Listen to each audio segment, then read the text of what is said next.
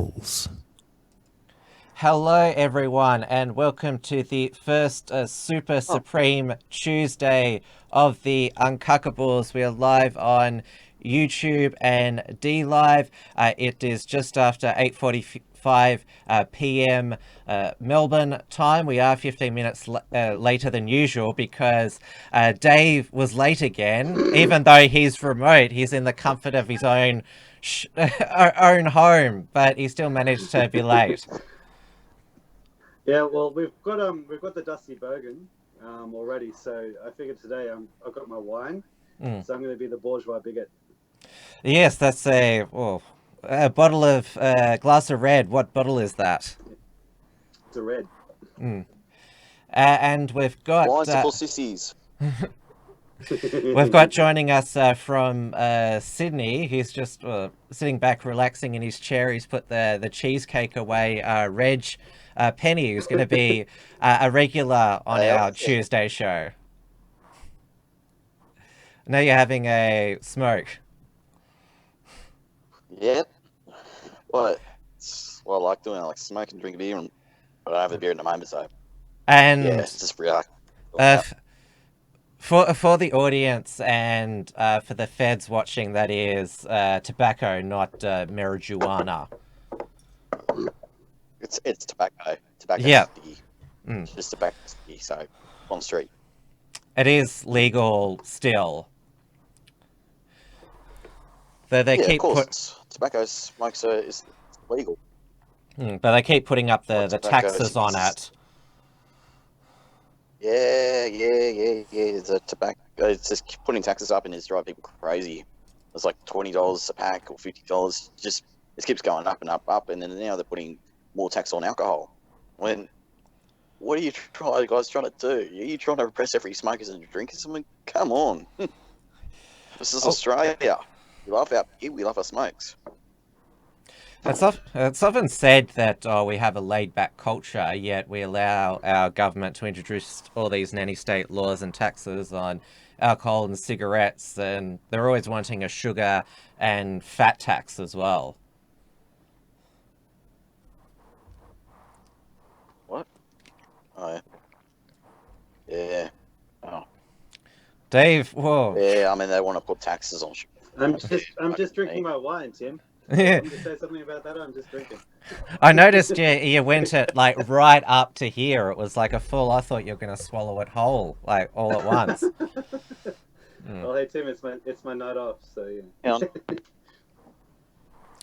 Because we were going to be joined in the studio by Richard Wollstonecroft, who's the director of the Melbourne Underground Film Festival and host of the Report from Tiger Mountain on the Unshackled channel, but he's had some film stuff come up, so that's why Dave has jumped on. He's not going to be in the studio on...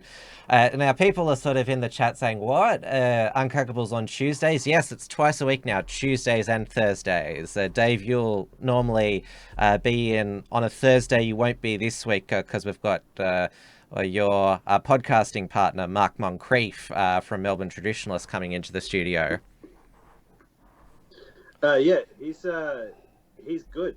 He's good value. I've been enjoying doing stuff with him.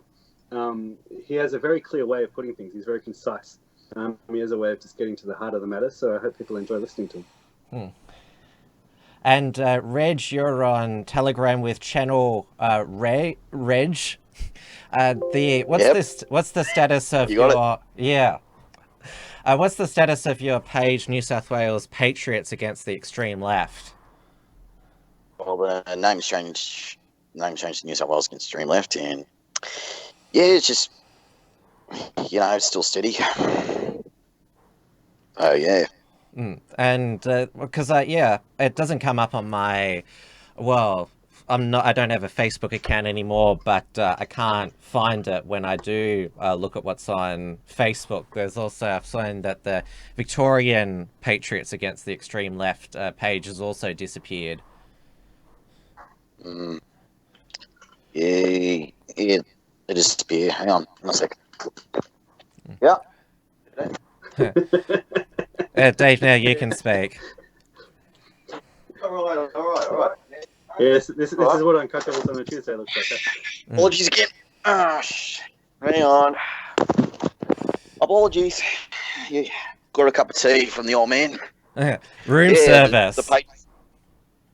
Yes, room service. Yes, housekeeping. Yeah.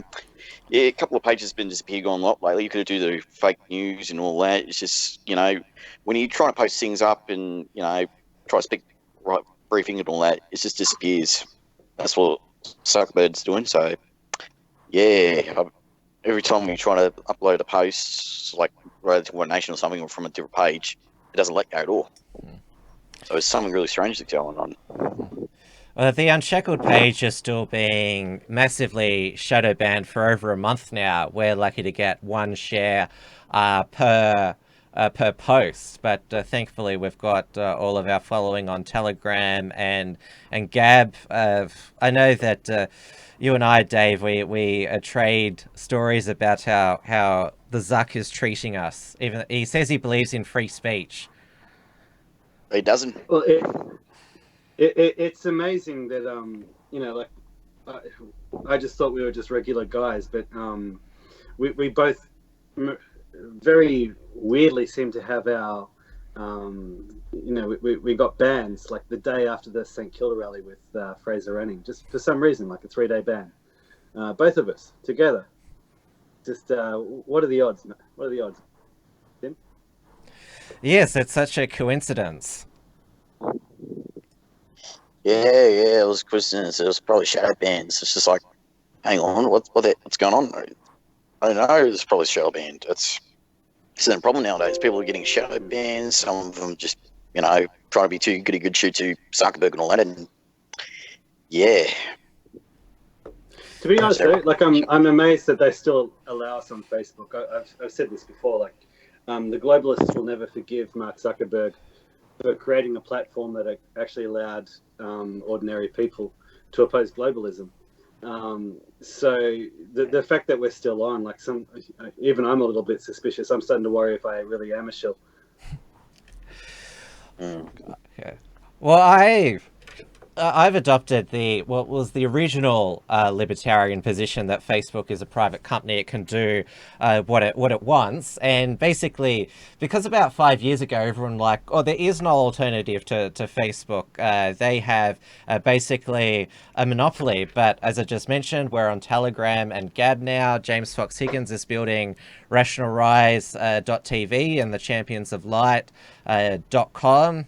I mean, we've also got organic traffic to our website, but for the left and the conservatives and the libertarians, if they lose their Facebook presence, even though they've told us, it's a private company, you violated the community guidelines, when they do it themselves, they cry free speech. The left don't understand that the argument they've been making for the past 5 years.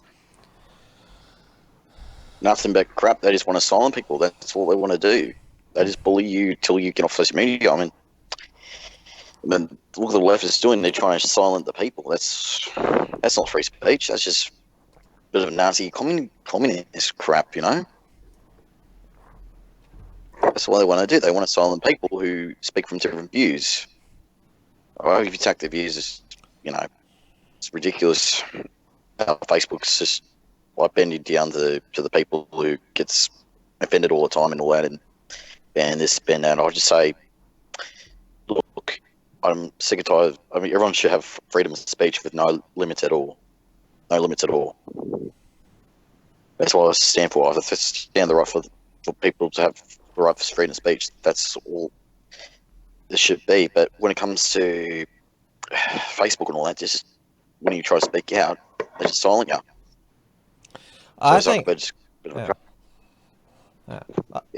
the greatest threat that we face as a nation and as a society. The shutting down of free speech, whether it's governments by big tech or corporations, and where the old saying is the pen is mightier than the sword, but the left and the governments, they're we all know that government is force. They're the ones that have the swords. But speaking is still very powerful. That's why they want to use the sword on those who speak the truth, trying to wake others up. That's right. That's right. When the Chinese are trying to warn about the coronavirus and all that, most of them just get arrested. That's what happens. Well, China claims that they have the coronavirus under control now, and well, apparently it's the rest of the world. We are all suffering the coronavirus now. Last week on the Uncuckables, Iran has got a coronavirus outbreak, and so has Italy as well. The Iran deputy health minister, who I believe is the same one we saw really sick on a news conference, he died. Oh, he actually died. Yeah. Look at me. If the airstrikes won't get you the coronavirus, well, that's amazing. So you wonder, given that it's hit Iran and China, whether obviously those two nations are in what are the new axis of evil in terms of United States foreign policy. It's now Iran, China, and Russia, but there's no outbreak in Russia. There is one in Italy. What's with targeting Italy? Well, from what I understand, like the economy has come to a standstill. Like there's no economic activity at all. Nobody's going to their jobs. Everybody's just lazing around. Oh no, wait, that's the south of Italy. Yeah, I'll have to just check that out. Yeah. Well, I don't know why they're attacking Italy. I mean, Italy's been taking a lot, you know. I mean, Savani is kind of famous over Italy, and you know, Italy wants to protect its borders and all that, and then, yeah, poor buggers. I mean, what Italy's trying to do is just they want to protect their borders and all that. That's all they didn't do, and yeah, everything's a bit hard around the moment. So this Iranian foreign, who was the Iranian who died, Tim? Who did you say it was? The deputy health minister. So was he old? Was he already sick? I could look it up now. How? Yeah, let us know. Like, I want to know how old this guy was, because like you know, like Reg, you sort of you did it there. You said Reg. What? Reg. Yeah, Reg. Reg, It's Reg. Yeah. It's going to be Reg all night. We're just going to call you Reg. Pronounce Reg. Get it right, Dave. The Chinese arresting people. The footage that I've seen of China, like to see like death rates of like in a couple of thousands coming out of China, apparently. Yeah. But then compare that to the footage that I've seen of the way that the Chinese authorities are dealing with it. It doesn't look like they've had 2,000 dead to me. Like when you see people getting dragged away through the hospital and like against their wills. But that could be like footage from something else. We don't know that it's from the coronavirus. We know from the bushfires that not every video and photo that you see posted online when they say it's from this is. That's correct. So well, if I take the videos that I've seen at face value, I see people getting dragged away against their will. I see government officials in what looks like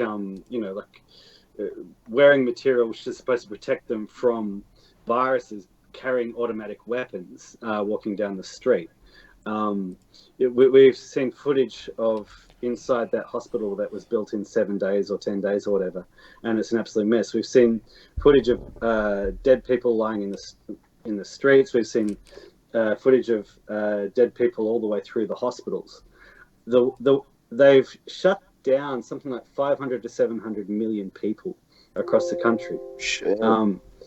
This isn't the action to me. That's not the actions of a country that's lost 2,000 people to a virus. That's the actions of a country that's lost 100 times that many. So I don't believe the figures that are coming out of China.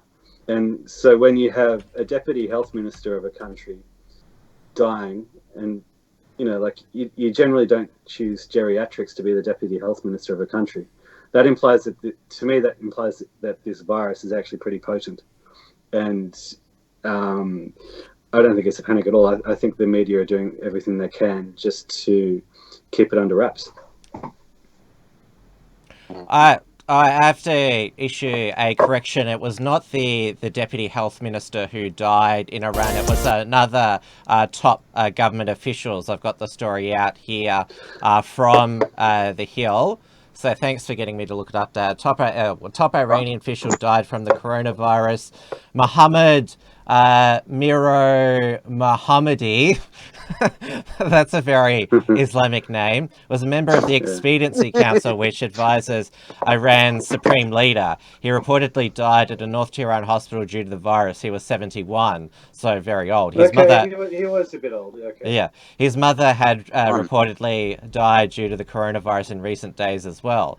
And this is the thing, it's mainly the people who are dying from the coronavirus are people who are susceptible to dying because of the common flu. I talked about last night how we all got sick during last season's flu. Remember, Dave, we cancelled Uncuckables for a week. Show. Yeah, we all had pig flu or something. I don't know what it was. Yeah. Yeah, well, I mean, most people die from flus than the coronavirus, which people are saying. I mean, there's about 80,000 a year die from the flu, I think, on common cold. I mean, more of them died than the coronavirus. And when the coronavirus happened, I mean, it's just like the same thing with swine flu and Ebola and Zika. And I mean, more people, let's say, 80,000 died a year from a flu. I think that's what's going on. And coronavirus is one of the new viruses. I think, it's not going to last long. It's just going to last about 4 or 6 months, and then there'll be a cure and all that. So, if you believe the figures, if you believe the figures coming out of China, well, I mean, everyone's wanting. I mean, Australia's just trying to close the borders. They're trying to protect it, and then there's too many loopholes going around, and now there's like multiple people will probably be affected by now. I mean, what I heard about lately is someone had the coronavirus and survived, and so far, and there's read about 7 or 8 people died from it here in Australia, and yeah. Well, only one has died from coronavirus here. 39 have been infected, and because it is now a global virus that has what's hit Iran and Italy, it's not you can no longer call it a if you fear catching coronavirus, you can no longer be accused of racism or xenophobia, because now all races and ethnicities have got it. And of course, we've seen the panic buys at the supermarket this week. The empty shelves. I've got some footage of that here. This is the Coles in Gladsville that somebody uploaded. So that's their tissue and they'll be watching too much Doomsday Preppers there, mate. Oh well, I think they watch too much of it. Yeah, well, at the Unshackled studio, I've told you this doubles as a bunker. So we've got the toilet paper. I'm not sure how toilet paper is meant to protect you from the coronavirus. What are you supposed to? That protects you from PPP. Are you supposed to mummify yourself? Is that how you contain it?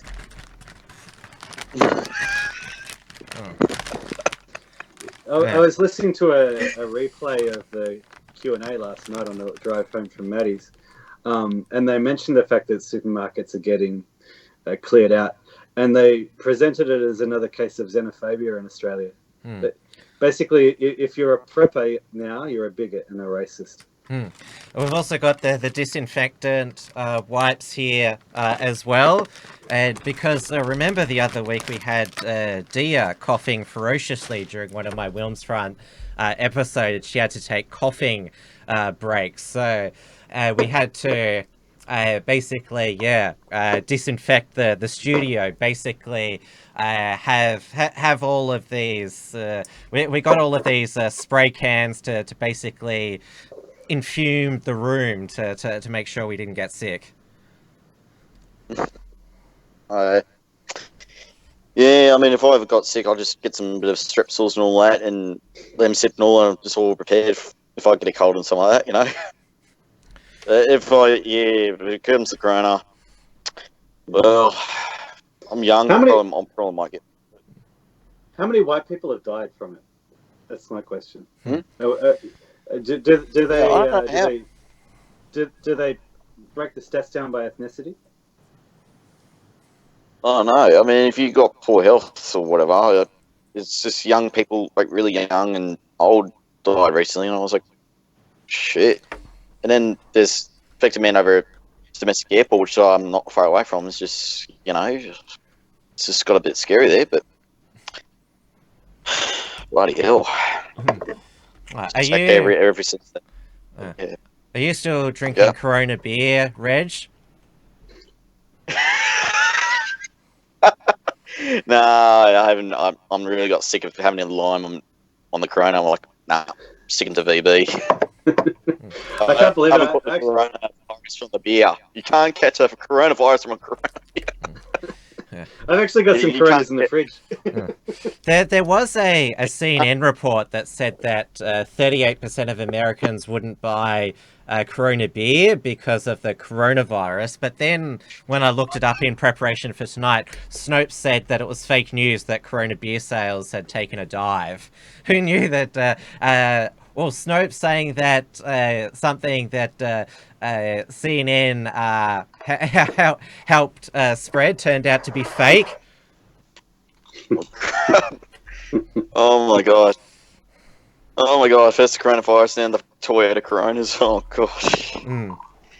There's a lot of fear mongering there, and then there's like, oh no, it just went downhill. Yeah, maybe if you don't want people to go into a particular area, you call it the Corona something. You just name it Corona. Yeah. If it's Red Fern, or I'll just call it Corona Fern, or Newtown, Corona Town.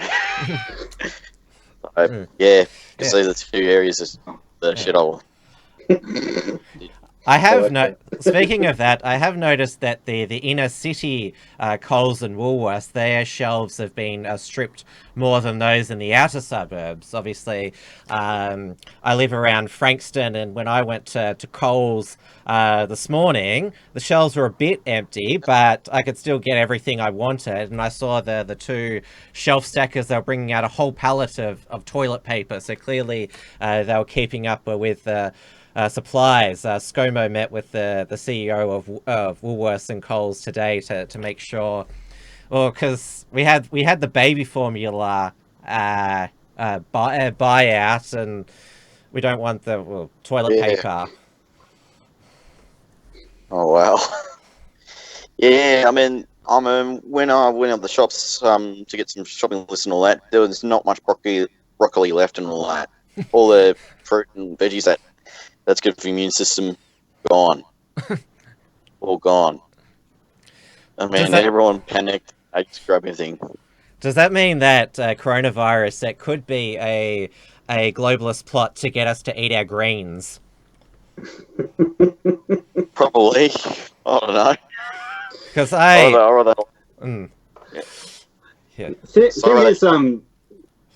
thing is, the greens aren't going to last. Like, if you really want to prep, you should be getting dry food and you should be getting canned food. Because the greens, like, if we get locked down, it's not like a week that you got to worry about. It's like 2 weeks or a month that you got to worry about. So you got to get the canned food, you got to get the dry food that doesn't go off. Also, if you're here in Victoria, you've got a government which has been doing everything it can to destroy the electricity grid. So if coronavirus hits Victoria, I don't trust our coal-fired power stations to keep working. So I'm not worried so much about my greens. I can resume a healthy diet afterwards. It's the canned stuff that I'm Yeah. But Yeah, I won't talk too much about that. Mm. yeah, I can go through stuff for like a few weeks and also, yeah, I'll probably to give up the Maccas and just start eating canned food and all that, as long as it's not plant based and all that. So yeah, I'm all set for it. There's some internal drama going on in the chat. I took action because I was damned if I did, damned if I didn't. But I continue to put the entropy link in the chat. So come and join us over there. You can send us through a super chat or ask a question. It's still disabled on my own program, Wilmsfront, but yeah, still got it for the Uncuckables. Oh yes, the poll for tonight. How do you pronounce Reg or?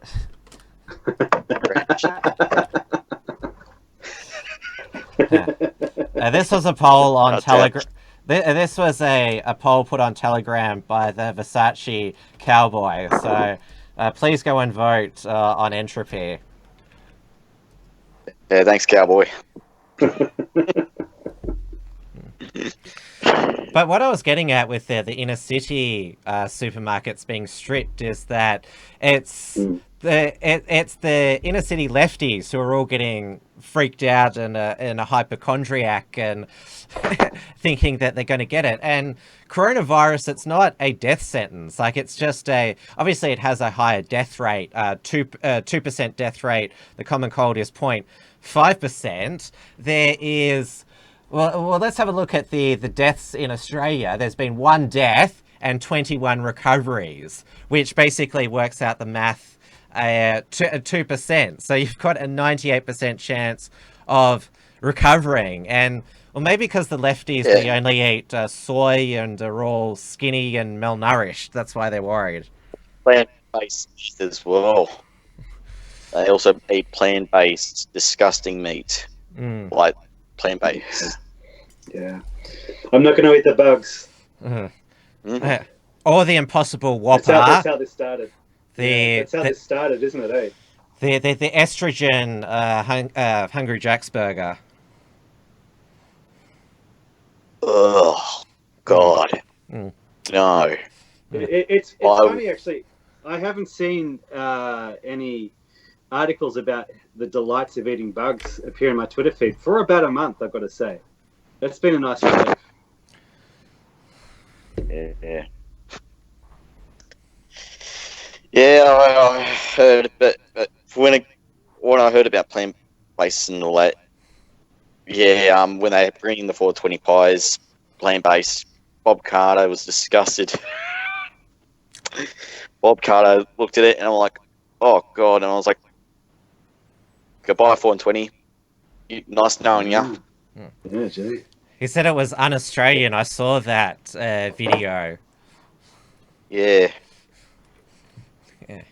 Yeah, I saw it and I was like, what have you done, you bastards? What have you done? I mean, you know what plant-based, what's in plant-based beef is just all the chemicals and all that. Nothing natural about it. Who needs estrogen injections, well, for trans women when you can just basically self-medicate yourself with Impossible Whoppers and other plant-based food? No, I'm not a Whopper bloke. I'm not a Hungry Jack's guy, so I'm more a Macca's than Hungry Jack. So yeah. So yeah. Well, we could get into, well, that's the sort of the cultural discussion on the alt-right at the moment. What is the best burger? Nick Fuentes, he did his first America First show after AFPAC. I analysed Michelle Malkin's keynote address to AFPAC last night. Nick Fuentes said that he had so much Macca's during the trip because they were all up until 4 a.m. and Macca's was the only one open. But he's a skinny Italian guy. It's something sus about that.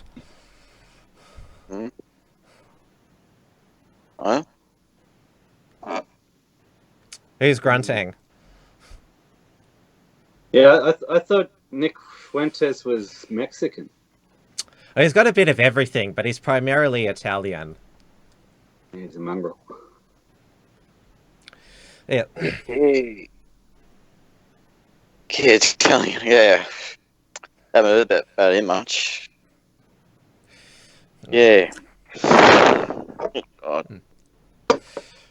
We should move on to while we're talking about America first, we should talk about Super Tuesday, the Democrat presidential primaries, which happens tomorrow. 14 states vote. We've had 4 so far after Sleepy Joe Biden won the South Carolina primary. And isn't it interesting that Pete Buttigieg, he won the Iowa caucus, came second in New Hampshire, which are both white states, but as soon as blacks and other non-whites got to vote in South Carolina, he did poorly, got less 10%, and he's dropped out and endorsed Joe Biden. And Amy Klobuchar, she's dropped out to endorse Joe Biden as well. They're all putting their eggs behind Joe for Super Tuesday. It's a funny one. I've heard the ABC. The way they were describing it, they were sort of talking about Amy Klobuchar as though the shame of not being able to pick up any black votes. It's you know how like an ABC presenter will sort of imply something by the tone of their voice. They imply that, oh well, they couldn't pick up any of the black vote, therefore that's a bad thing in and of itself. That's just my first observation there. Do you think this is part of Joe Biden's plan? Like, nobody's really all that interested in Joe Biden, but like they get Amy Klobuchar because she's a chick, so she gets white chicks to vote for her. They have Buddy Gay, so like they get a certain demographic to vote for him.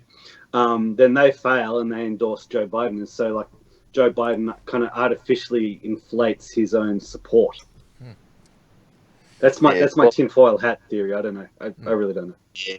Well, Joe Biden, Bernie Sanders, Bloomberg, and all that—they're all just eating themselves. When I saw the debates and all that, and when the counter protests happened over it, on the, I think it was Bloomberg and all that, the Americans confronted them, and they're all protesting against them. I was like, holy crap! And I was like, it's like good on you guys for protesting against them, and then when I see the debates and all candidate debates, like they're eating themselves. It's like this is every man for himself. They just want to eat themselves, say who's top dog and all that, and they just want to go ahead and beat Trump. But I think it's probably a perfect chance for Trump to win the election because Joe Biden has a bit of dementia and Bernie Sanders, it looks like he's not going to last long. So yeah. So I reckon Trump's in this. We have got a super chat over on Entropy from the Versace Cowboy. I also learned how to pronounce his name because remember I called him the Versatile Cowboy first. Oh yeah. So he sent through $3.33 333. Question for Reg: what's deadlier, catching the coronavirus or a urinary tract infection from Piss Pants Peter Grace? Piss Pants Peter Grace.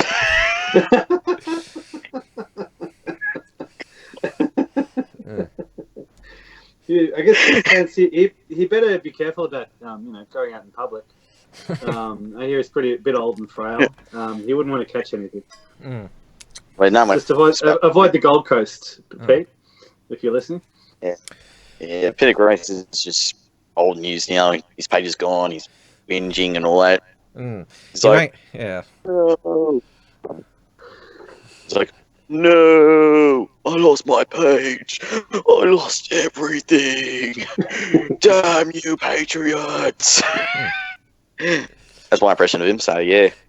I mean, I lost my Facebook page, but I'm not devastated by it. I didn't sulk in the corner and have a big cry. Reg, I don't think you had a big cry about losing New South Wales Patriots against the extreme left. I mean, if the page is gone, I'm not going to cry about it. Hmm. You know, it's been a long run on it. You know, just don't worry. I'll just keep going, and that's what I do. When you get knocked down, get back up, keep going, because life is a boxing ring, mate. We've got a question from Port Film Co-op who says, is the dude with the shades doing work for the doll on the Uncuckables? I'm not sure what that you mean, Port Film Co-op. I hope that's not a nasty snide remark. What? Work on a what? Work on a doll? Yeah, you're doing work What? for the doll for us on the Uncuckables. No, I'll just come on the show, discuss things. That's all I like doing, you know. Because we're all mates. We're all patriots. So, you know, when I go out, work and all that. So yeah, that's what I do. Yeah, Port Film Co-op comes up with very odd questions. At least he stopped asking about Claude Van Damme films. Give him time. He'll be back. Mm. What is your favourite Claude Van Damme film, Greg? Hmm? What is your favourite Claude Van Damme film? Like, yeah. Sorry, mate. It's just because the connection's a bit bad here. That's all right. Yeah. Yeah. Port Film Co-op. He's always asking us, what's your favourite Claude Van Damme film? Mm. Bob Van Dam. I don't watch those movies much. So yeah, I'm more a bit of Keanu Reeves, John Wick, and a bit of Arnie and all that. Just Clint Eastwood as well. So every which way but loose is kind of a good classic one. So yeah. So yeah. Yeah, Port Film Co-op also has an obsession with my colleague Steele and his detonation program, which focuses on transhumanism. Steele told me that apparently he had to block Port Film Co-op's number because he was ringing him in the middle of the night to just rant. He's a good man. I like him. He's a good man. Still, yeah. I reckon Steele's doing a bit of 4D chess over there. So back to the American these Democrat primaries. I still see Hillary Clinton swooping in somehow. Like you don't give up on world domination that easily. Well, there's the VP as well. The person who's going to get the Democrat nomination, because there's 4 viable candidates left. Sanders, Bloomberg, Biden, and Elizabeth Warren. Tulsi Gabbard's a no-hoper. She's getting about 1% in each primary. But yes, they're all over 70, the 4 remaining ones. They're really old.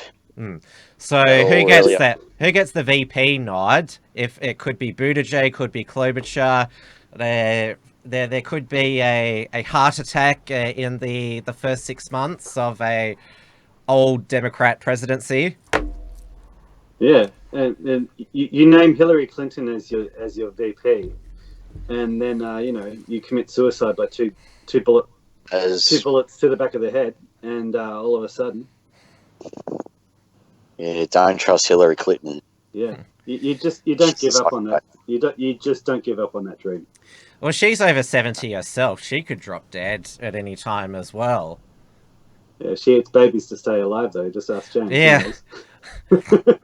Oh, well, she was at Puerto Rico. I mentioned this recently, checking up on how the Clinton Foundation is going with their activities there, and she was holding this young Puerter Rican child, and you're just sort of like, what irresponsible parents are giving your child to Hillary Clinton? Probably when after the photo, she probably went. Yeah, that's it. How they still let her into the country, I really don't know. I like Tulsi Gabbard. Aside from the fact that she's a woman, like running for public office, like women should not be allowed to do that. But she's released a good video on the latest on the flare-up between Turkey and Russia. Turkey and Greece, don't you mean? Yes, but also Turkey and Russia, because I haven't heard of that. Please you haven't heard of explain. that. Well, the Russian jets have been like on the side of the Syrians, and there was a bombing run where a lot of Turkish troops died, and the Russians, they were involved, and so like tensions are flaring between the Russians and the Turks. And Tulsi Gabbard has actually put out a video saying, "Look, yes, we're NATO allied to Turkey, but let's not get drawn into a conflict between Turkey and Russia." So good on her. She's a woman speaking in public, running for public office, so she shouldn't be doing that. Like, it should just be men. But she's speaking the truth. We want her to be the Ron Paul of the Democrat side of politics. She's only 38. She's definitely got, and if you see how fit she is, she could probably live until about 100, even if the elites try to poison her. And remember when Ron Paul ran for president, he was already in his 70s. So even though the globalists have been and the political media complex have been good at sidelining her this time, she's not going to shut up. She's suing Hillary Clinton for $50 million for defamation, for calling her a Russian asset, not agent, asset, which means that you're not working for Russia, but that Russia might like what you say. Does she have children? Tulsi Gabbard. She does. Yes, she does. Yeah, let's have a look. Yeah. She comes from a political... And Bill Clinton. Yeah, well, meanwhile, her husband just cheats on Hillary Clinton for some other secondary, because Hillary's too crazy. No, Gabbard doesn't have any children at the moment. Okay, so she's 38. She's got no eggs, so I mean, you see how fit she is. If you see her workout videos, you want her to reproduce. Yeah, she's still got a chance. But yeah, 38. Clock is ticking. She comes from a political... Priorities, lady. Priorities. Yeah, political... Well, she said she's retiring from Congress at this election. She's a representative from Hawaii at the moment, so maybe that's what she is planning in her retirement from Congress. Yeah, when she's retiring, just please, just bugger off. That's what Clinton... I mean, the Clintons, they had to go. Just... There's a bit too much of a hassle. They just wanted power and all that. But Bill Clinton already got his go. Screwed the country, and then Hillary's trying to get it, but then Trump beats her, and she has no hope of trying to become president. So Hillary will never become president. I know that the Bernie bros were on Twitter today wanting Elizabeth Warren to drop out, so they don't split the progressive, i.e. socialist vote between the two for Super Tuesday. But Elizabeth Warren was on CNN saying that she's not going to drop out at this stage. One of the more interesting speeches from CPAC on the weekend, which of course was overshadowed by AFPAC, was Glenn Beck. He talked about Bernie. They're not Bernie bros. They're Bernie Bolsheviks and brown shirts. Bernie bros. They'll institute another Holocaust or Holodomor. Oh, the Bernie zombies. Oh, God. The Bernies are just too crazy, They're more like Bernie bastards, I think. Remember that volunteer that Project Veritas filmed who wants to bring back the gulags? Yep. The gulags, you mean, Tim? Sorry? Gulags. The gulags. What did I say? Gulagugs. No, I didn't. We'll play back the tape afterwards. It's on camera. It's on camera. Okay, I'll play it back.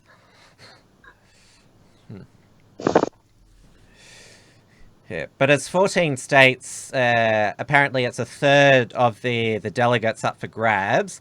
Then in 2 weeks' time, there's Super Tuesday 2.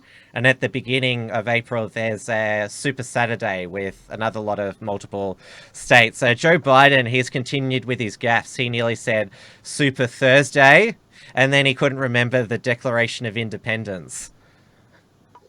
He's like, life, liberty, pursuit of... Oh, you know what I mean.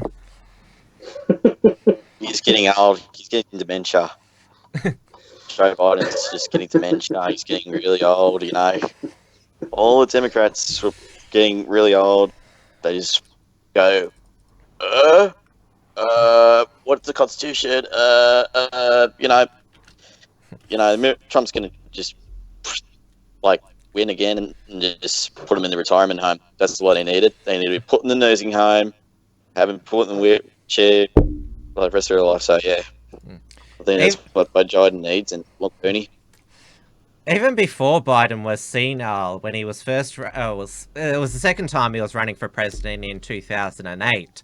That's why Obama picked him, because they got to know each other on the campaign trail. He first ran for president in 1988, but dropped out because the media found out he was plagiarizing British Labour leader Neil Kinnock's speeches. Really? Yeah, so this is his third stunt, but he's been well known throughout his career for his gaffes, and they've just gotten worse now that he's gone senile. In 2008 was a classic one. He said, like, he met some Indian voter, and he's like, oh yeah, there's so many of you. Every time I go into a 7-Eleven or a petrol station, I see one of you there.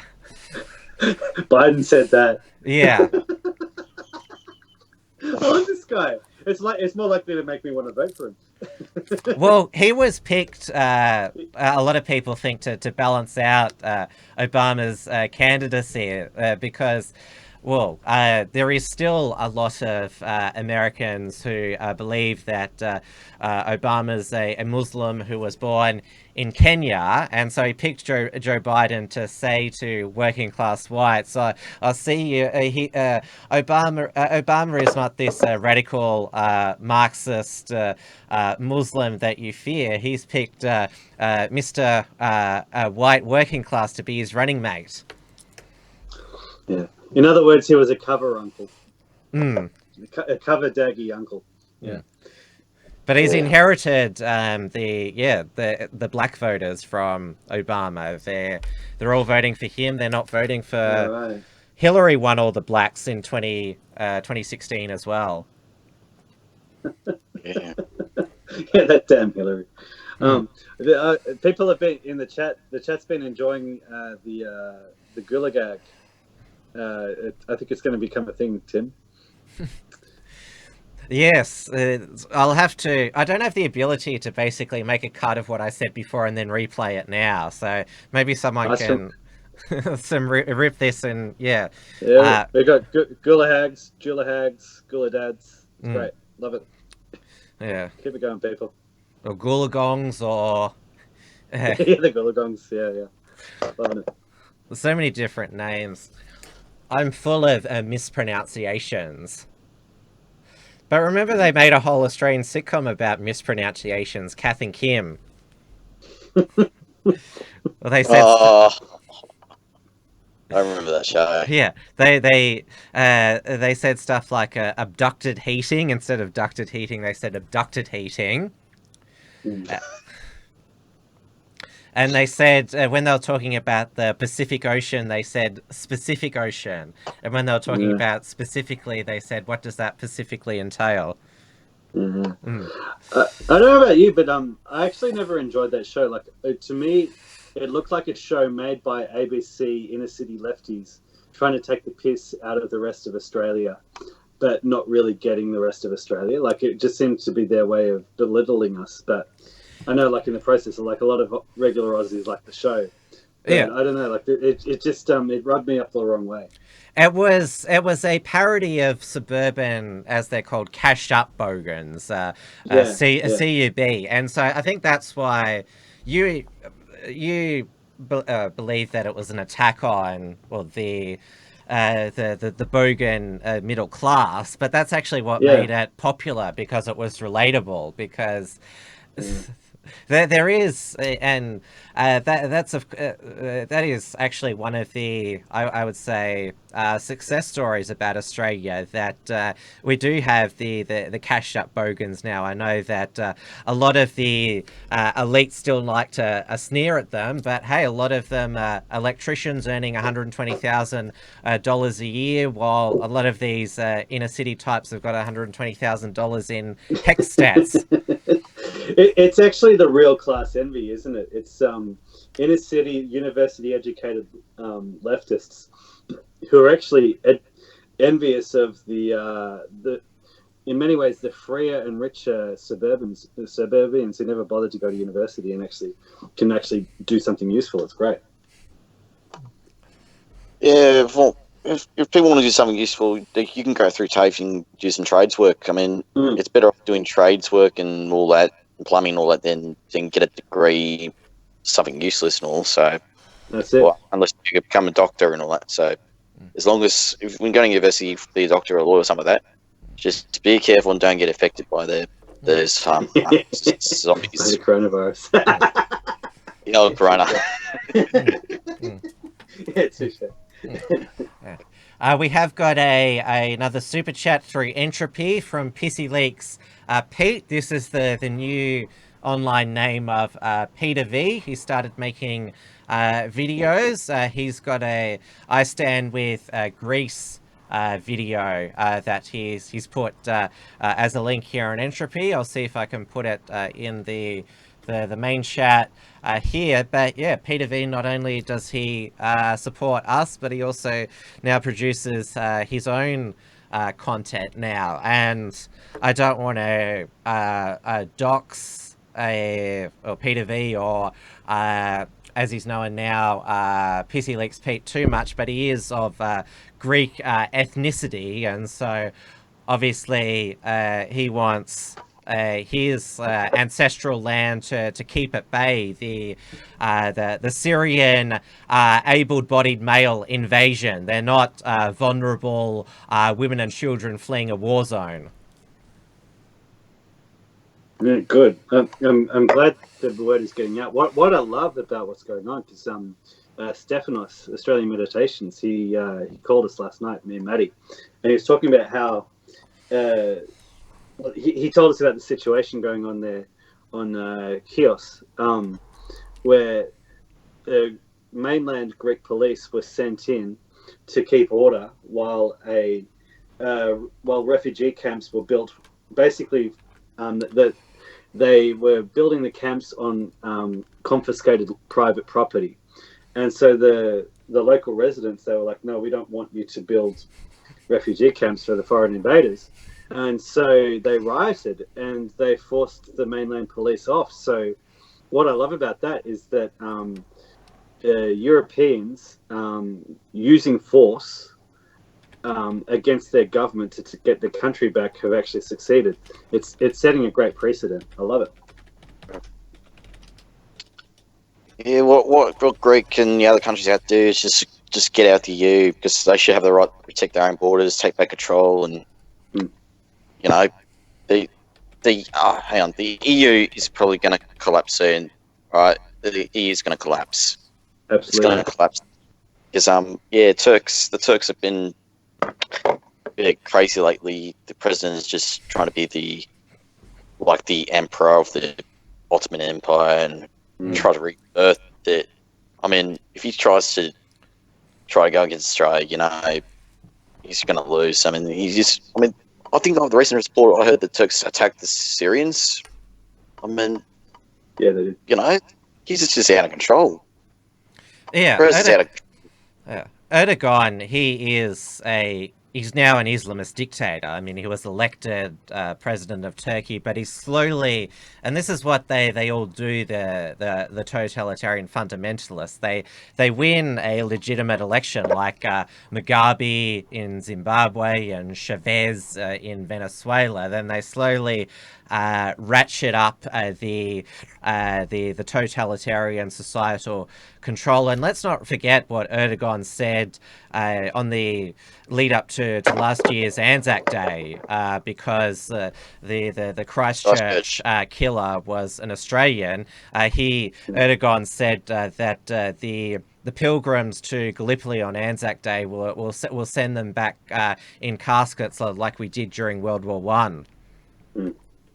He's just asking for war. That's what he's asking for. I mean, if he's going to do that, and it's probably going to be a World War Three between Turks and Australia. And if we had a prime minister that has guts to stand up to Turkey, yeah, Turkey would just gobble back to its cave, and remember what happened, Battle of Beersheba. The Turks just lose that battle. So yeah, we'll never forget that.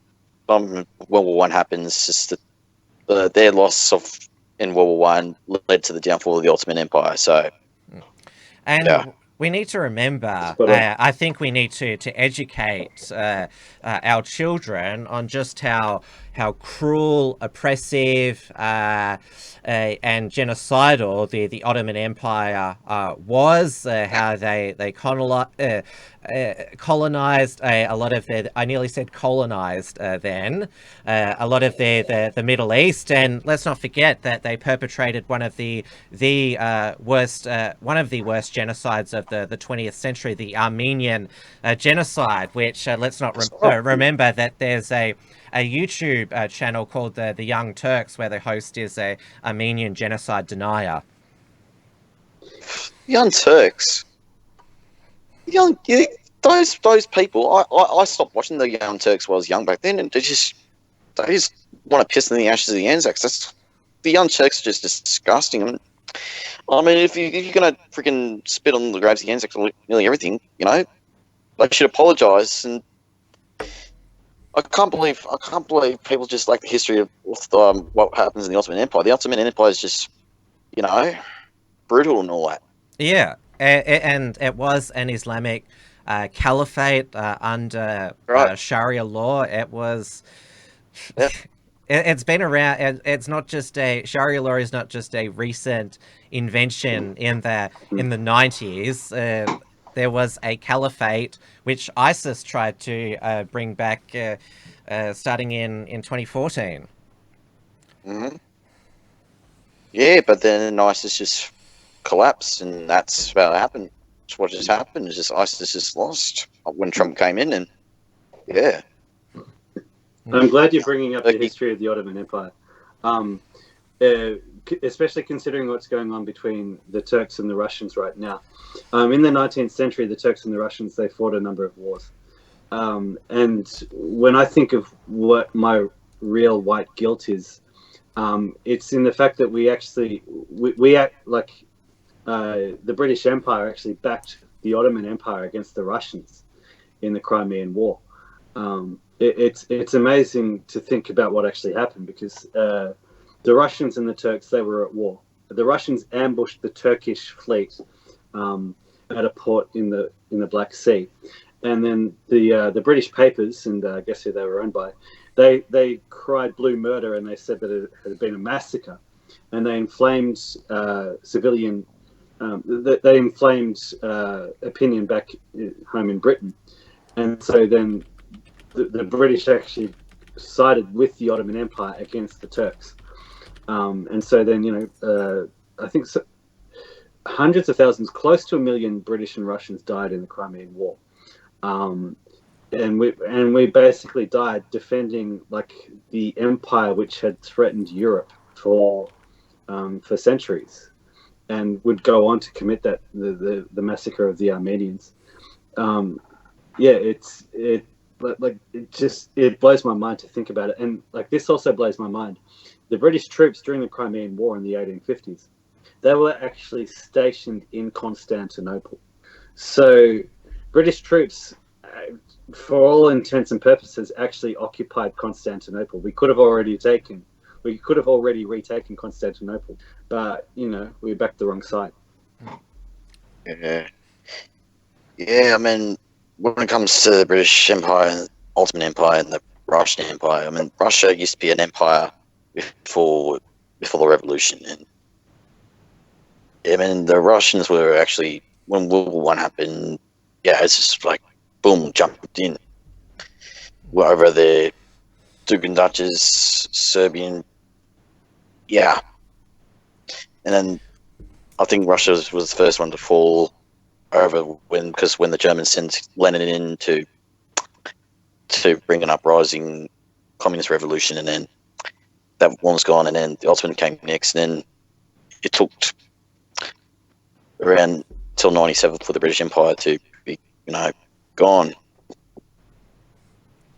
It's just amazing. Like, the British Empire lasted longer than them.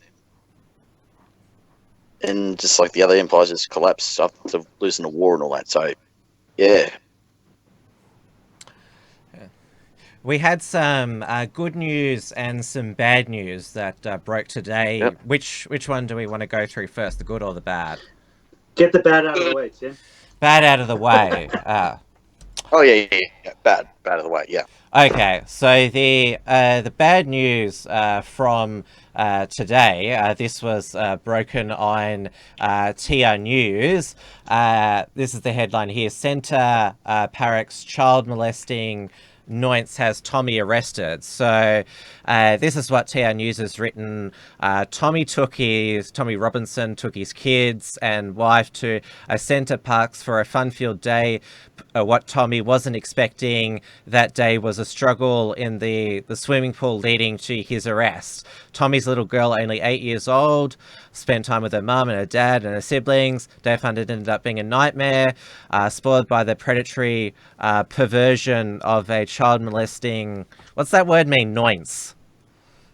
You're the English master here, Dave. What does that word mean? Not even I know what that one means. There's a whole lot of British slang I just don't get. Okay. Tommy's daughter was playing in the shallow end of the children's swimming pool. A middle-aged man, it doesn't mention his ethnicity or anything like that, grabbed her bum as he walked past. He didn't say a word. He didn't even look at her. Tommy's little girl was in shock and got straight to the pool and told her dad. Then... Tommy asked his daughter about what happened to see whether something terribly wrong had happened, and to his shock, the daughter confirmed a strange man squeezed her bottom cheek as he walked past her. Then he got his daughter to identify the man, and Tommy confronted the man where this is according to Town News, with gritted teeth. Tommy, with gritted teeth, gave the man a chance to explain the situation. Tommy was gobsmacked. The man admitted to pinching his daughter's bum by mistake. Okay. Yeah. Yeah. Talk Film Co-op has told us that nonce is British for is like slang for pedo. So yeah. Okay. Yeah. Also, yeah.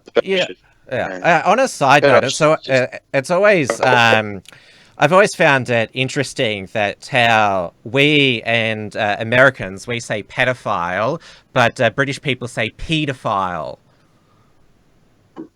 Yeah. It's just something strange. I mean, we always say pedophile, and then Brits are like pedophile, and I'm like, what? Yeah, but according to the article, I'll keep going here. I'll finish it off, Reg. So Tommy wanted to make sure this man was brought to the attention of security staff and the police. Sexual molestation, obviously, it's pretty, I would say pretty creepy and sick to pinch an 8-year-old girl's bum, but it is... To classify it as like child molestation is, you'd call it, sexual touching. That's what you call it, allegedly. That's just so messed up. Yeah, the man tried to walk away, but Tommy wouldn't let the man. Struggled with Tommy, grabbing him by the throat and neck as he did. As the struggle ended up with a bleeding nose and a black eye or two. And there were witnesses to the altercation. Police were called. Tommy's wife and daughter, they confirmed that the man admitted to grabbing daughter's bum. But yeah, Tommy was arrested for common assault because the alleged toucher complained about injuries he suffered during the struggle. Because there were witnesses corroborating the offender's complaint, police arrested Tommy. So, yeah, obviously it's a stretch to call it a child, him a child molester, but the only, like, the way that you could sort of justify it if he thought that Tommy's daughter was another 8-year-old that he knew, and we know that in the past, it was somewhat innocent to pinch a child on the bottom. You wouldn't do it now, and maybe that person is sort of doing that in the old. But why would you do it in a public swimming pool in the children's area, just from behind, grab an 8-year-old girls and pinch her bottom? And wouldn't you want to be sure that it's the girl that you know, not because if you were planning to do that for whatever reason. Tim, you've just made the case. I think Tommy did what any father would do, and good on him. Yeah, I'll do the same thing what Tommy did, because what he did was the right thing to do. Was stand up for his daughter against a damn pedophile. I mean, if there was more daughter, I could have knocked that guy down. I would say at this stage he's definitely a creep and touched her inappropriately, extremely inappropriately. But let's have a look at how the mainstream media in the UK. This is just the Sun newspaper here. Did I put it in? No, I didn't. I'll have to bring it out from here. So RV posted this on his Telegram channel. This is the Sun newspaper in the UK. Oh, hang on, I'll start it again. Yeah, he allegedly clashed with another guest. Tommy Robinson arrested for common assault. And here are the comments here. Talking about the Sun, you should tell the full story. First, the man touches little girl's bum. And this is just one mainstream UK outlet. They've all gone with that, and I know that a lot of British mainstream commentators who don't like Tommy have said, "Oh, he's always had a short fuse. I'm glad he was arrested." Well, mainstream media got a bit of a lot of backlash lately. I mean, Tommy Robinson was standing up for his daughter, and the mainstream media is trying to oh no, look what Tommy did. He hurt a pedophile. He deserved to be arrested for it. That moron needs his brain checked out big time, because mainstream media are actual lies. That's why I stopped watching them in a bit. So yeah. And as far as we know, that the bum pincher, he hasn't been questioned or arrested or charged. That's still a developing story. I've outlined the facts of the case in a more rational way than the TR News article does, and based on that, I think that gentleman at least needs to be questioned about. Well, if you say it was by mistake, why did you think that this was appropriate in the first place? Yeah. But yeah. Seriously, I apologise. You apologise, but if you did it differently, you're most likely get knocked out. But I know that there's some other people who've said that it was that the bum pincher was Middle Eastern or something. The TR News article doesn't say what the ethnicity is, and that's Tommy's own news source. So I don't know where they got that from, but that is fake news at the moment. Yeah. But shall we move on to the good news now? Yeah. Yes. I have a feeling Let's I get know on. what this is going to be. Talking about fake news, yeah? Yeah, talking about mainstream fake news who like to slander Patriots. This is from aap.net.au. They're What? reporting on their own closure. Free news pressures force AAP closure. The closure of Australia's AAP Newswire after 85 years has been described as a blow to democracy. Blow to democracy. Yeah. Australia's it's a constitutional monarchy.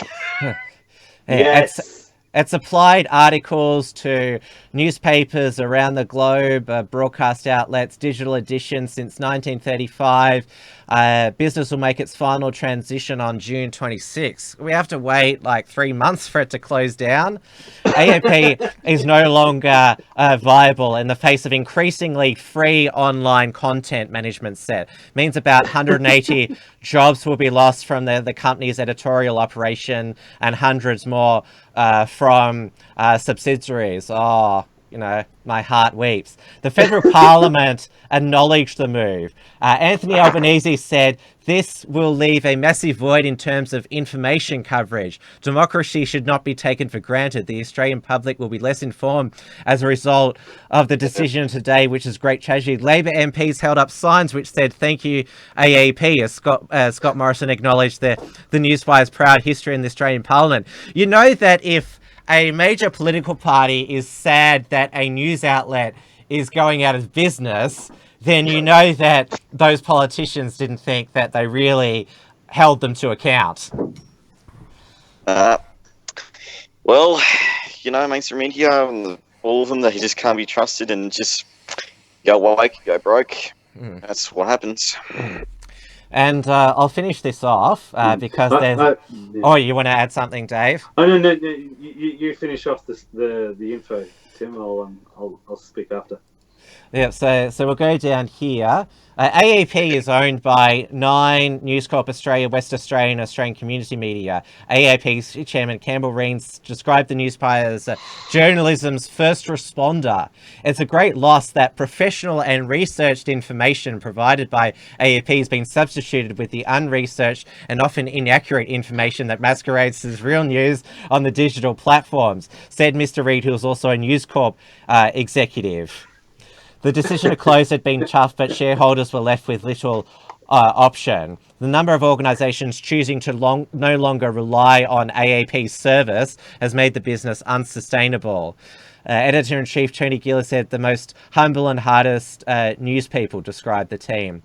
"We've had a place like no other in journalism. We exist for the public interest and now fear the void left by the absence of AAP's strong, well-considered voice." The journalism union, the MEAA, a gross abandonment of responsibility by shareholders, delivers news, photos and sub-editing services that major media groups either cannot or will not. Bean Counters at the top of media organisations think they can soldier on without AAP, but reality will leave a huge hole in news coverage. The Alliance blamed the federal government's failure to effectively deal with digital content aggregators, search engines and social media, which made news readily available for free online. Learn to code.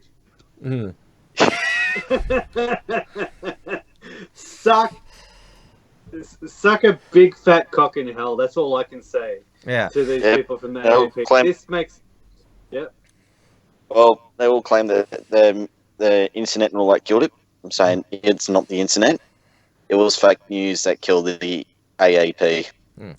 I've mentioned this makes it all worth it, Tim. It really does. This is actually one of the reasons why I do what I do. It's one of the reasons why I was involved in starting the XYZ. I want to send these fake news organizations broke. And what better way can you do it than we write news in our spare time, basically. We read between the lines and actually try to glean the truth from the fake news that the fake news media organizations send us. And then we repackage it to people to actually give them some semblance of truth.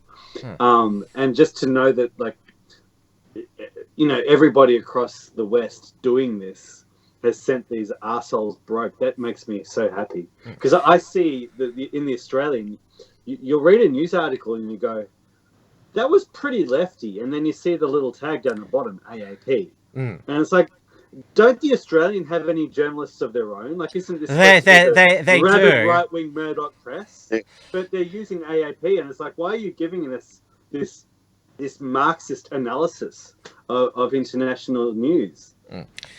Lucas Roses today, he linked me to, it was an old XYZ article talking about how a lot of Marxists were being hired by AAP in Melbourne. I'll republish it tonight in the show notes page. And I remember, was it the AAP reporter who turned up for, half day at Blair Cottrell's appeal trial on the Monday, Georgie Moore. She had short coloured hair, glasses. She's the one that wrote that Blair Cottrell supporters laughed and cheered when the mock beheading video was played. And I was in the courtroom. That was fake news. They clapped at Blair's defence of what he did in a separate video. They weren't responding to the beheading video. They were responding to another one of Blair's videos, which was also in evidence. But everyone believed... she outright lied.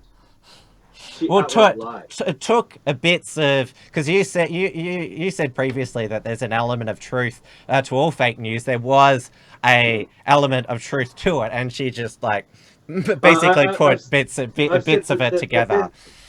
The best liars use an element of the truth to cover the lie. Yeah, and then of course remember when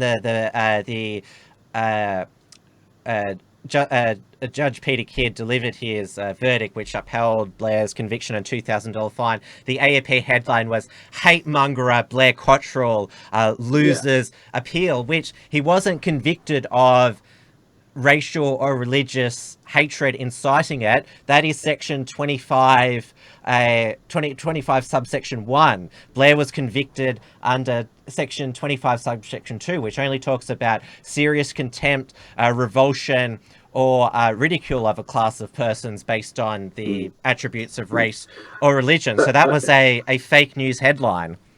I think we saw that term hate monger used in quite a number of headlines across. Oh yes, because they all used AAP. Yeah. Well, there you go. It's amazing listening to them talking about that story. Like, they are upset that all this fake news, all this fake free news on social media has made their unbiased news go broke. It's like listening to the ABC. Like, the ABC actually put out promos for themselves saying, without bias or agenda. Every time I hear it, I launch into a long tirade of swear words in my car as I'm listening to ABC radio. It's amazing that they can actually put out this rubbish and, as Maddie would say, not be sued for for just outright lying. It's ridiculous. And well, ABC for base crap. ABC is going to go downhill. Every mainstream media is going to go downhill. Because they're all fake news, especially Sky News. Sky News is the Fox News of Australia, but sometimes they cuck a bit. So yeah. Yep.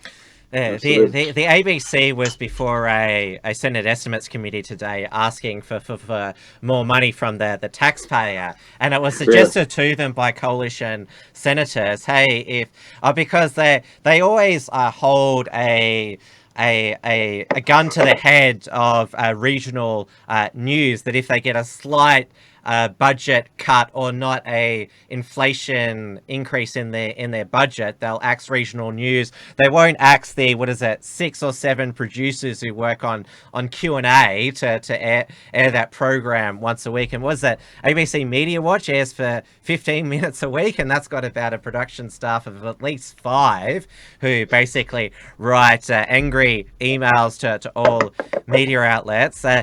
Paul Barry this week, I watched Media Watch. He was quite triggered that the IPA commissioned research which found that a third of Australians don't believe that the ABC reflects the views of ordinary Australians. Paul Barry called the poll a leading question and said that the IPA couldn't be trusted. Pot, Oh god. kettle. Mm. Oh, we're not allowed to say that next word. Yeah. The coalition senators, they replied, hey, if you want more money, why don't you sell up your headquarters in Ultimo and in Sydney and South Bank in Melbourne and buy some cheaper land in the west where the ordinary Australians are, so you can connect better. Out in the burbs. Mm. Yeah. And But they they said, won't. Gate. no, they The inner won't. cities want it. The inner cities want to keep it. They're going, no, don't sell it. Don't sell it. We need you. Because they're trying to hang on to it. They're probably not going to hang on for it much longer. So ABC's probably going to get sold off soon. So hopefully the ABC would be sold off in somewhere else, and lefties would be crying and leftist tears, and I had to make leftist tear beer out of them again. So yeah.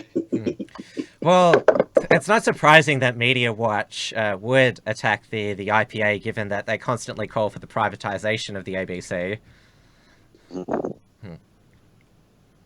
Yeah, either defund them or privatise them. That's the thing.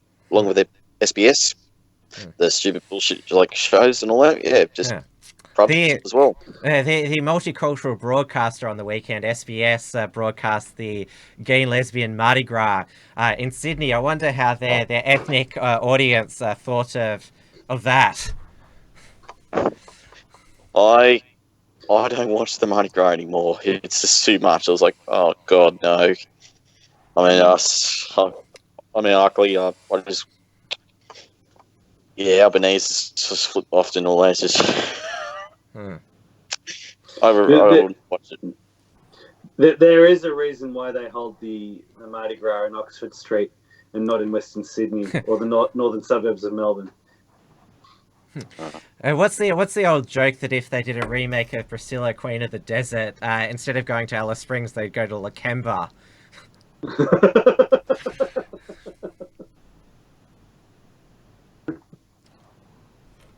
I think Lakemba, they're probably. I think they won't last a minute, Lakemba. I know that the Unshackleds had a lot to say in the past about the annual Mardi Gras. We've said all that we can say on it. We're not going to give it oxygen now, because I know that other conservative media outlets published photos of the people attending it and what they were wearing, but we're not going to do that here because we don't want to amplify it, I think. Don't amplify degeneracy, Tim. Yeah, exactly. Yeah. Just one more thing on the AAP. If all that happens to those fake journalists is that they lose their jobs, they're getting off very, very lightly. Yeah. You speak out and say no, you don't want to, not interested. You probably lose a job. That's it. Yeah. I mean, people's job.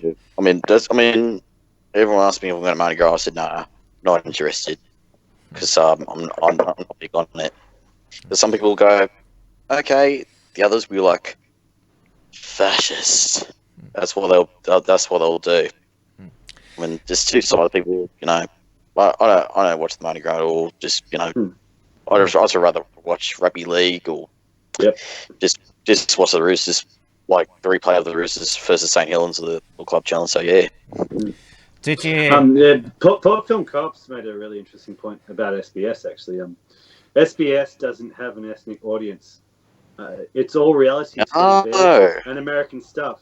Viceland SBS is funded by Soros, 100% legit. Vice makes no money and is bailed out every year. It's actually a really good point. SBS is supposed to be for, like the so-called ethnic community in Australia. It's basically like a more extreme version of the ABC. I mean, I don't watch SBS anymore. I mean, the only time I want to watch is if South Park was on, and that's when I watch it. So yeah. Well, it's on Netflix and Stan now, the South Park back catalogue. But remember all the erotica that SBS used to air. It used to be called Sex Before Sleep. Rational Rise has said it should stand for Broadcasting Sodomy. What? It hasn't been that way since the 1990s. But Vice is basically, that's the peak degeneracy network. It's about, well, it was because I know that there was, on my old Facebook, there was one Facebook friend who would constantly post Vice articles saying this is peak Vice. And I think the peakest peak Vice article he shared was how to make a yogurt from bacteria in your vagina. What?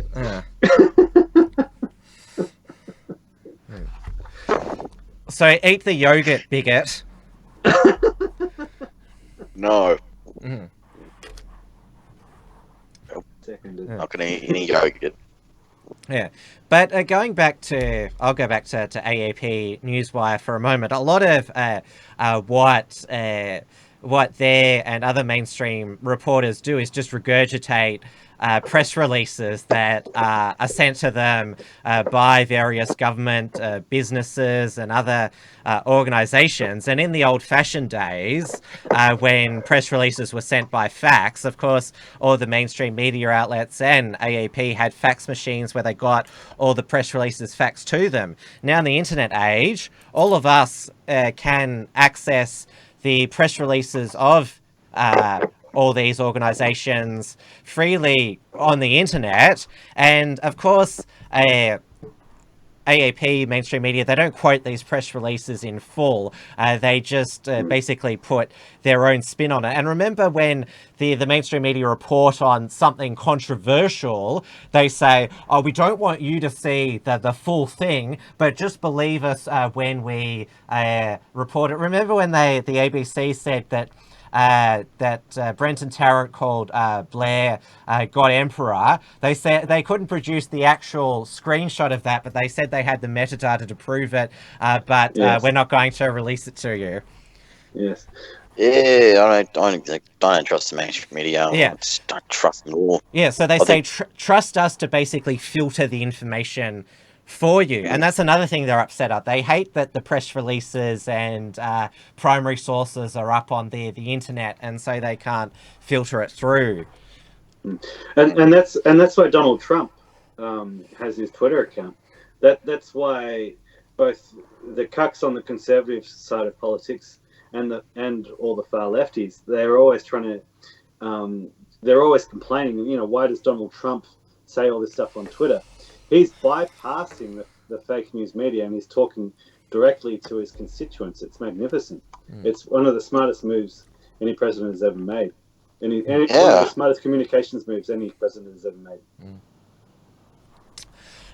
Now, Reg, you've already established you're a big NRL Sydney Roosters fan. Both me and Dave are Melburnians, so we're AFL fanatics.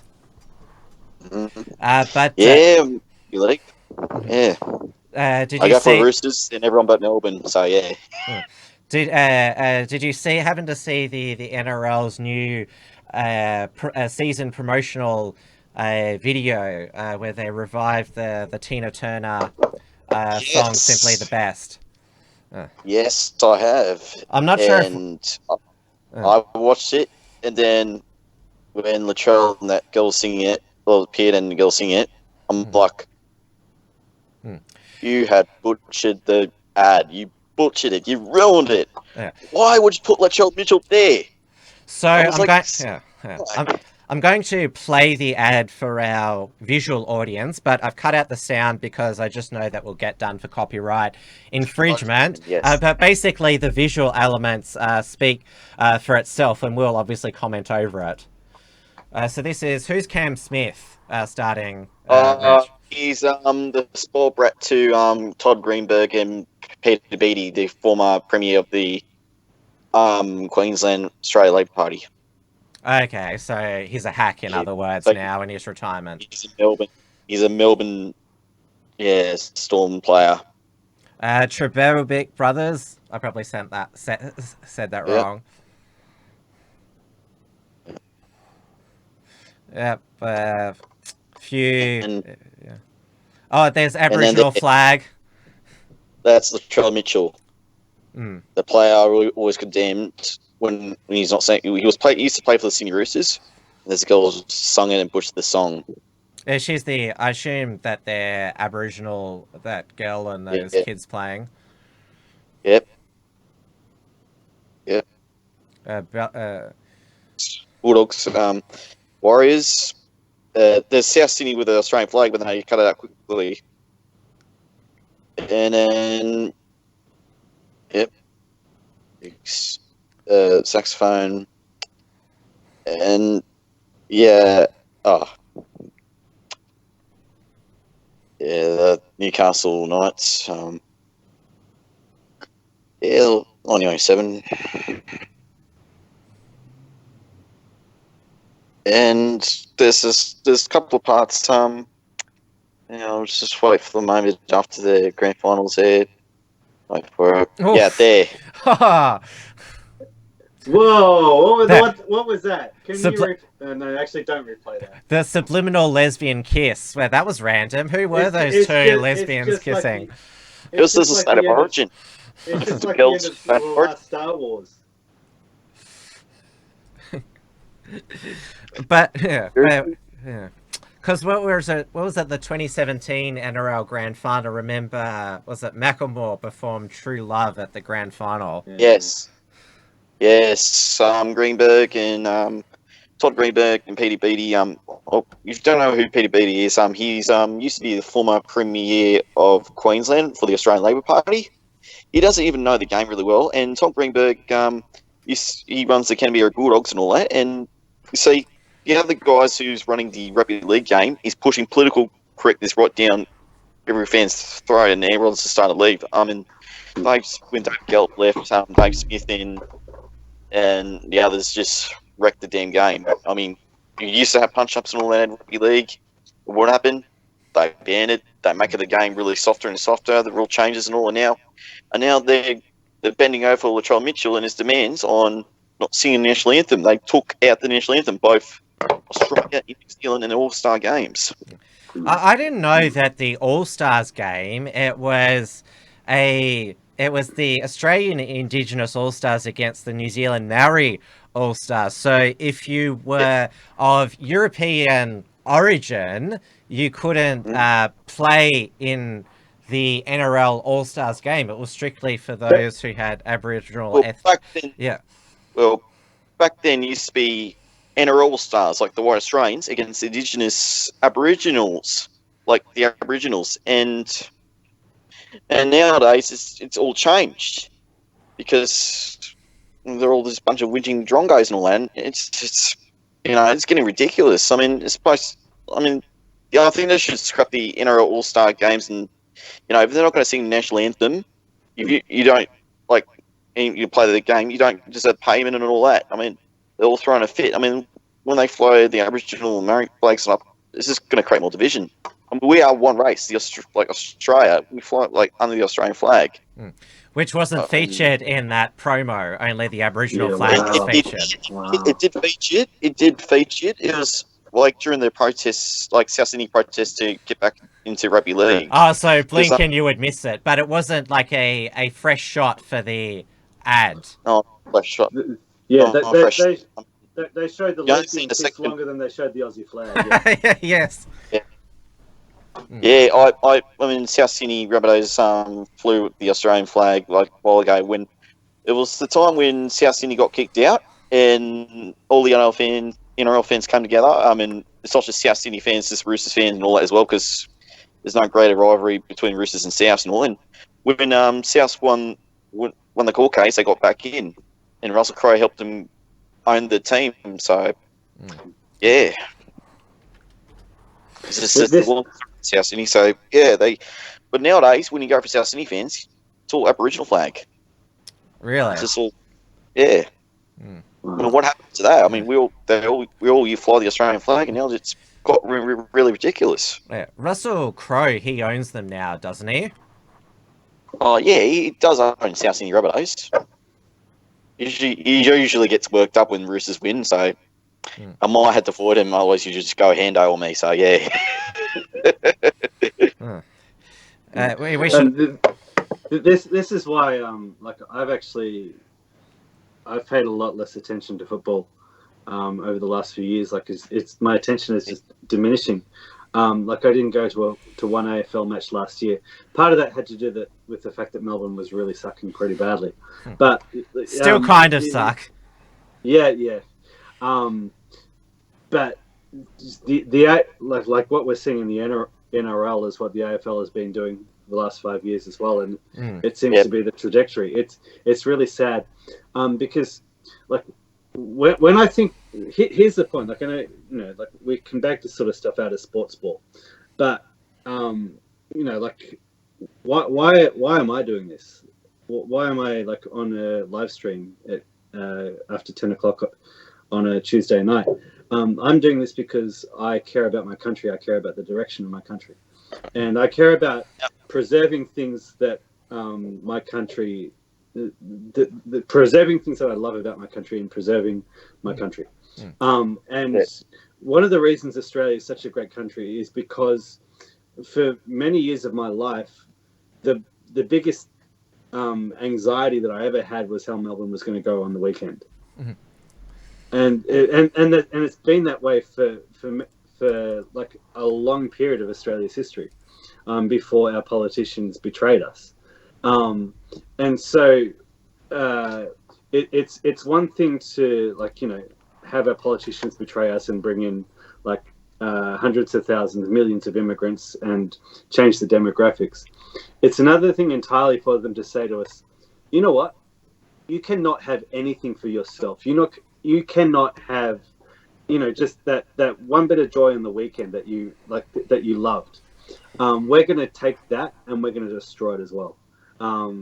And so when I see this sort of thing happening to sports ball, this makes me just as angry as when they bring in millions of immigrants to replace us.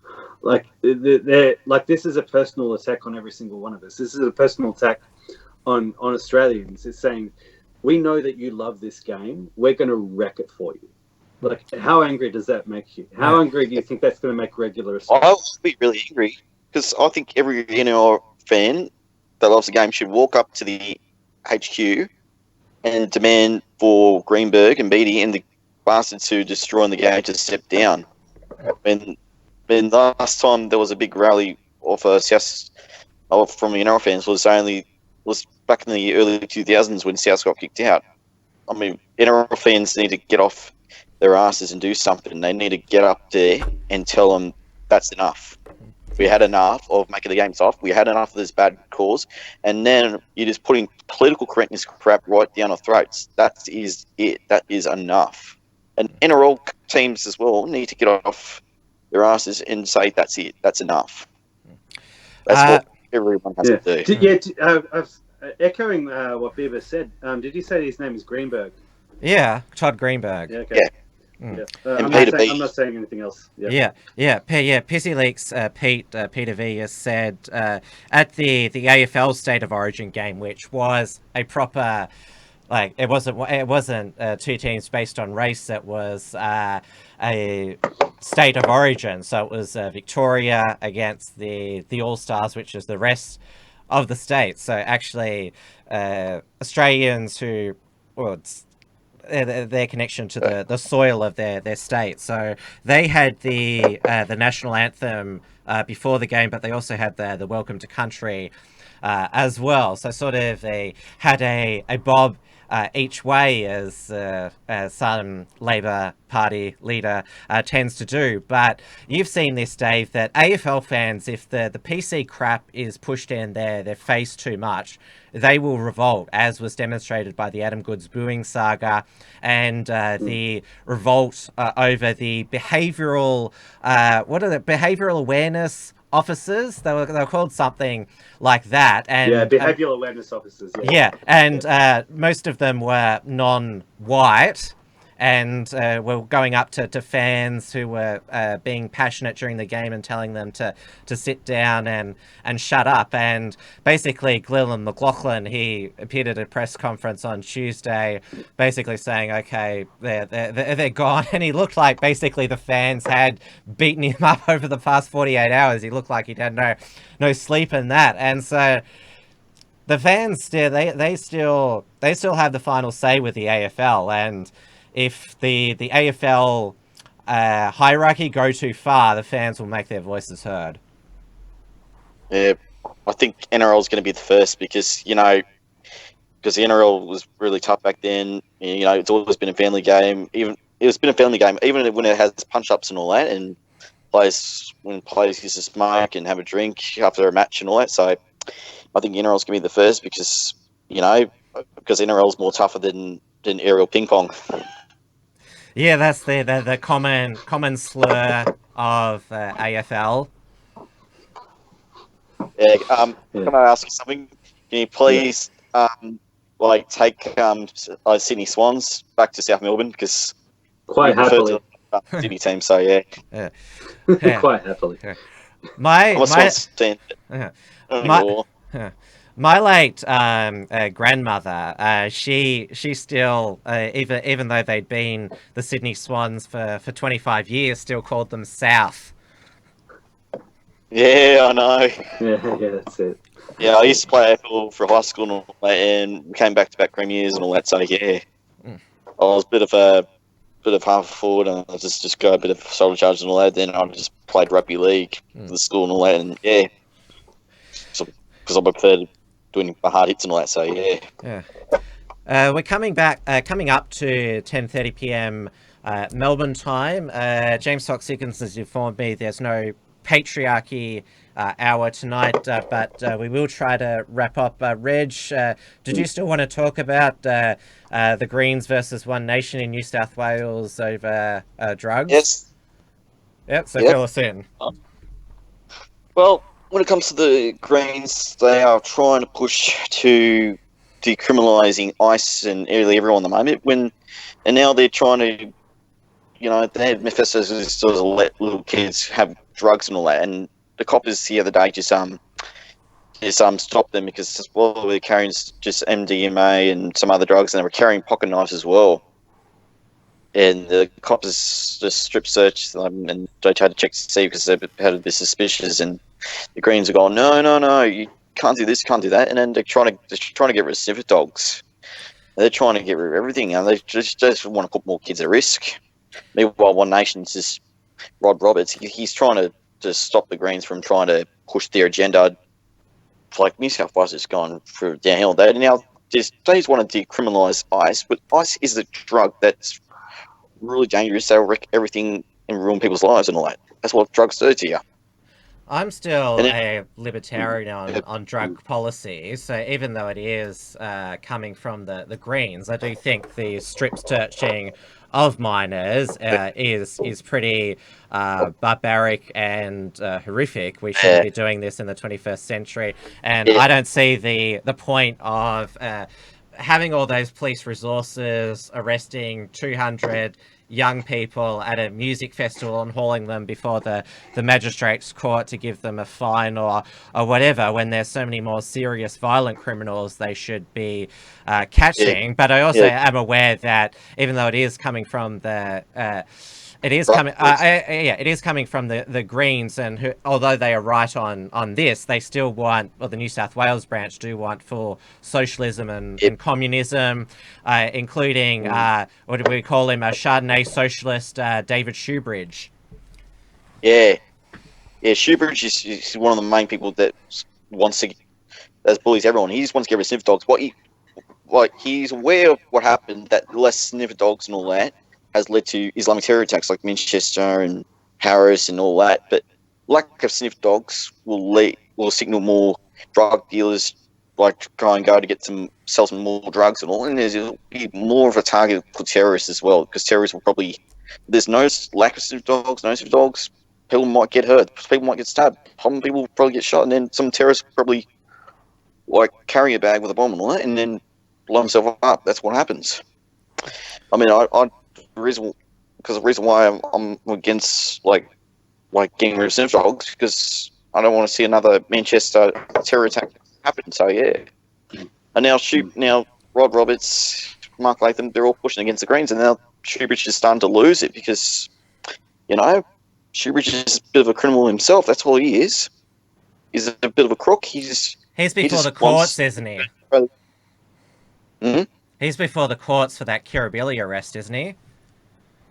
Yeah. Yeah, he said he pleaded not guilty. I don't know if he's guilty yet, but I'm just hoping if any scandal happened to break out on Shoebridge on the property investments and all that, and exposed to paying, working with some criminals and all that, he's probably going to lose his job because the Greens keep playing New South Wales to Shoebridge, so Shoebridge is more a bit of an alpha to them, so to the state. So yeah. Yeah, you told me he has a property portfolio and lives in one of the leafy inner city suburbs of Sydney, and apparently he's a really grumpy neighbour. Yeah, his neighbours don't like him at all. Mm. Yeah, yeah, everything. All the neighbours really hate him because he's a bit of a douche. So yeah, every time I go to Bondi, just visit my mum, I'll just go down the street, put an Australian flag in the house, and then I'll just hide behind there, and he just rips the Australian flags out and just put them in a bin. I should have got that video, but I'll try to do it next time. Make sure you don't live in a 5-kilometre radius of any far leftists. Yeah, right, yeah. It's a bit hard to live in Melbourne, mate. Dave, do you want to add in your perspective to this? Because, well, I'm still libertarian on drug and civil liberty policies. What about you? Because, well, you never were explicitly a libertarian, but you had sympathies with them. Yeah, I flirted with it. I was never convinced by it. When I considered myself a conservative libertarianism, I was never convinced by the legalizing drugs argument. And yeah, I'm dead against it. I just say criminalize it, and brutalize the criminals who rule the drug trade. Yeah. The Greens support drug dealers. That's why they are. Yeah. They're supportive drug dealers. And James Fox Higgins, who's in this chat as Rational Rise TV, he is another, what you call a former libertarian. He said that anyone who attends a music festival should be deported. Degenerates. Well, I wouldn't attend a music festival. Agree. Seems like one of the most boring, mind-numbing things ever, and you sort of think, well, perhaps they need to take drugs to basically get them through like a 12-hour concert of inane crap music. Yeah. If you've ever been to toilets of those things, yeah, absolutely. I don't go to music festivals. I just go to watch rugby league, or go and just go and watch rugby league, or go to the comedy fest or something like that, and that's about it. So yeah. What's the saying? Life is our drug of choice. We're just getting high on life.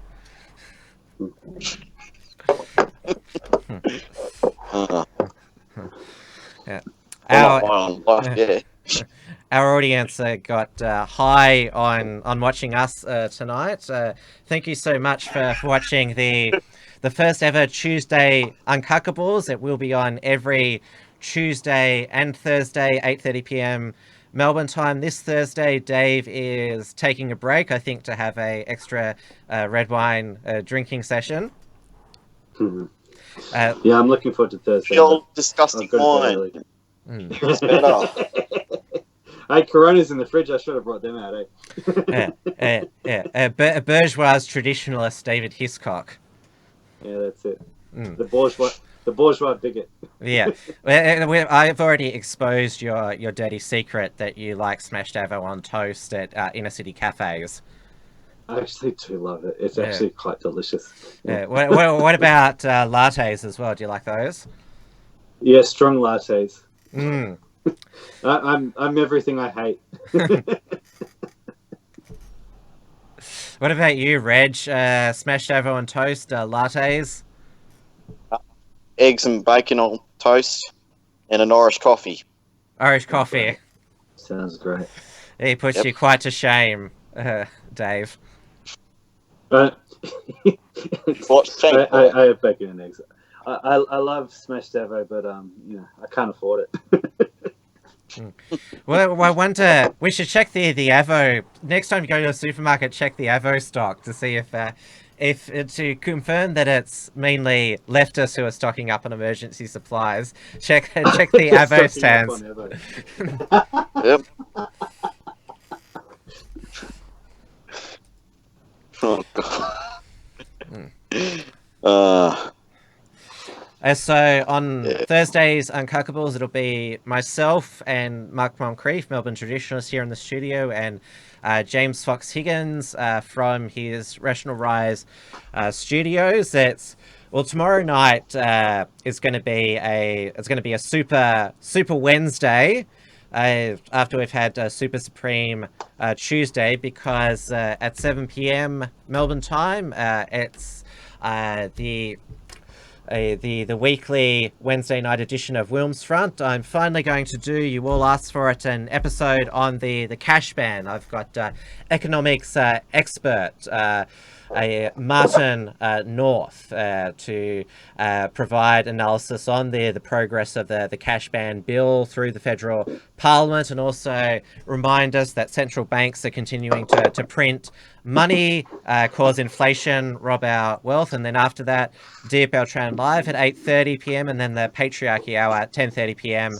on Rational Rise TV. Then Thursday, Dusty Bogan's Thirsty Thursday at 5:30 p.m. Brisbane time. Then, of course, Uncuckables, and then James Fox Higgins show right after that at 10:30 p.m. Melbourne time. So after Super Supreme Tuesday, it's Super Supreme Wednesday, and then Ultra Mega Super Supreme Thursday. There's basically no excuse to watch television anymore. Yes. Better off watching live streams and all that. And yeah, tomorrow, Dear Beltran is interviewing my mates too. So yeah. Oh, the One Nation Bond guy. What's his first name? I call him Stu.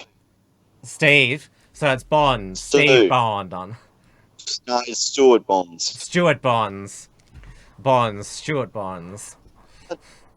Yep. He's a top bloke. I made the joke in the end. Because we've just put AAP out of business, we want to put next up is 9 News, or 7 News, or 10 Eyewitness News in the project. Yeah, I'd be happy to put Channel 10 out of business. The project. Yeah, they're cancer. They're absolute cancer. And don't forget, Channel 10's, they've got their new political editorial team, Peter Van Onselen and Hugh Remington. Peter, I'm not a leftist. Seriously, I'm not a leftist, Van Onselen. Yeah. Yes. And thank you, Reg, for becoming part of the Uncuckables team and lineup. You should, this is my personal suggestion, do a few more personal vlogs on Telegram, because I don't mind them. And I'm sure others subscribe to Channel Reg on Telegram. Yep, subscribe to PewDiePie as well.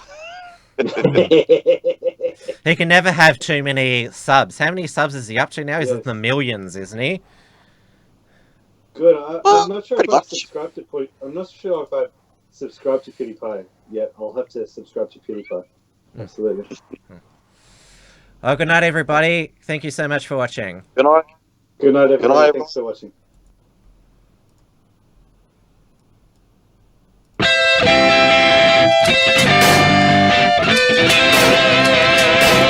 The Uncuckables.